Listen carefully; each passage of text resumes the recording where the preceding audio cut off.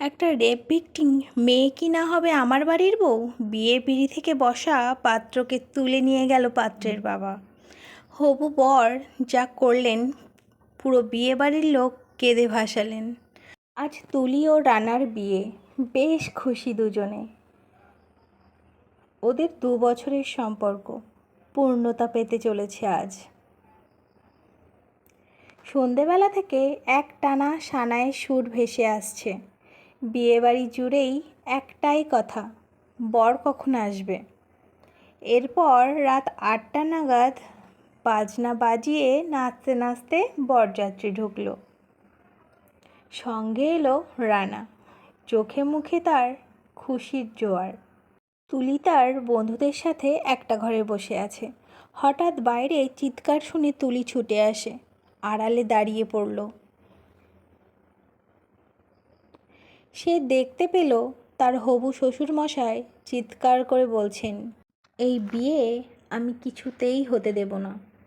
নষ্ট মেয়ে ছেলে, তার আবার বিয়ে। আর আপনারাও কীরকম বাবা মা, হ্যাঁ? দিব্যি সবটা চেপে দিচ্ছিলেন মশাই। ভাগ্যিস আমার বন্ধু বলল।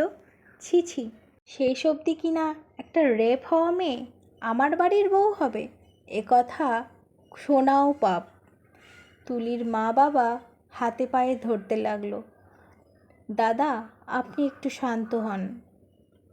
আমরা কেন কিছু লুকাবো? জামাই বাবাজি তো সব জানে। আরে চুপ করুন তো মশাই, আমার ছেলেটাকে আপনার মেয়ে হাত করেছে, এসব কি বোঝেও? আমি এই মেয়ের সাথে বিয়ে দেব না, এটাই আমার শেষ কথা। এই রানা, চল এখান থেকে। তুলি আর থাকতে পারল না, সে এক ছুটে রানার সামনে গিয়ে দাঁড়ালো। ছলো ছলো চোখে তার দিকে তাকিয়ে জিজ্ঞাসা করলো, তুমি আমাদের সব কথা কেন ওদের আগে বলনি? রানা মাথা নিচু করে চুপ করে দাঁড়িয়ে আছে এক কোণে। আচমকা একটা ধাক্কা দিয়ে রানার বাবা বলল, তোমাকে আমার বাড়ির বউ বানাবো, নোংরা মেয়ে ছেলে একটা। তুলি ভয়ে রানার হাতটা ছেড়ে দিল। সঙ্গে সঙ্গে রানা তুলিকে বুকে জড়িয়ে ধরল। রানা তার বাবার দিকে তীব্র দৃষ্টিতে রেগে বলল, ওর গায়ে হাত দেওয়ার সাহস কি করে হয় তোমার? কে দিয়েছে এত সাহস? রানার বাবা তার ছেলের এই রকম রূপ দেখে হতভম্ব হয়ে গেল। রানা তখন তার বাবাকে বলল, একটা মেয়ে কখনো নিজের ইচ্ছায় কোনোদিনও রেপ হয় না। তুমি যে ওকে বারবার নোংরা বলছো, নোংরাটা কে? যারা ওর সাথে নোংরামি করেছে তারা। তুলি ঠিক ততটাই পবিত্র যতটা আমার মা। তুলিকে আমি ভালোবাসি, আর ওকেই আমি বিয়ে করব। আমার মনে হয়নি এর থেকে বেশি তোমাদেরকে জানানোর প্রয়োজন আছে।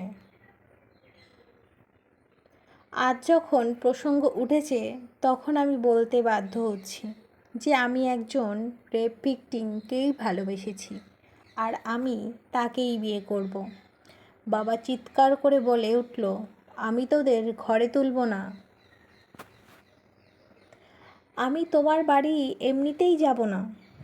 যে বাড়ির মানুষ একটা মেয়েকে সম্মান দিতে পারে না, সে বাড়ি এমনিতেই নরক। সেই নরকে আমি আমার লক্ষ্মী প্রতিমাকে নিয়ে প্রবেশ করব না। তারপর সে তুলির দিকে তাকিয়ে বলল, কি গো, আমার সাথে ছোট একটা ভাড়া বাড়িতে থাকবে? তোমার কোনো অসুবিধা হবে না তো? তুলি আবেগের মাথায় আমায় জড়িয়ে ধরল।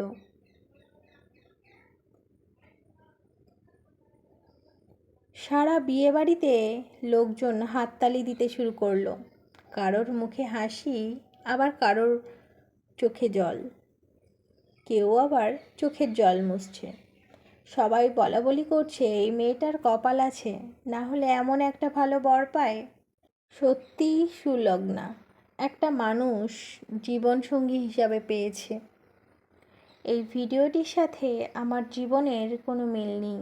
এটি একটি সত্যিকারের লাভ স্টোরি ভিডিও আপনাদের সাথে শেয়ার করলাম। ভিডিওটি ভালো লাগলে লাইক, শেয়ার, কমেন্ট করে আর সাবস্ক্রাইব করতে ভুলবেন না। ভিডিওটি পুরোটা দেখার জন্য আপনাদের অসংখ্য ধন্যবাদ। দেখা হচ্ছে পরের ভিডিওতে।